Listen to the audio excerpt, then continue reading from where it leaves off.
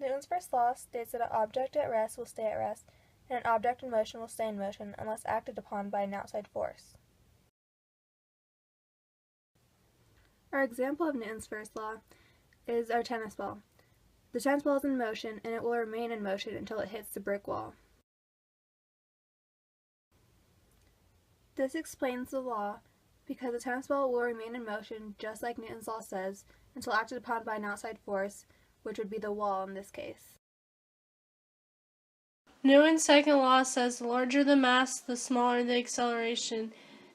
The smaller the mass, the larger the acceleration. It also says the bigger the force, the bigger the acceleration, and the smaller the force, the smaller the acceleration.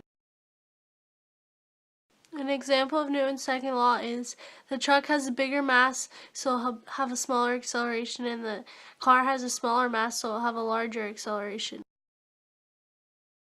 An example of Newton's second law is someone trying to push the truck with a small force, then it'll have a smaller acceleration, and then someone trying to push the truck with a big force, then it'll have a big acceleration.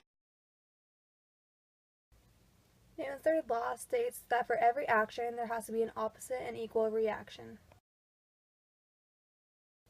This is a good example of Newton's third law because the girl is applying a force to the fence and the fence is applying a force back in an equal and opposite direction.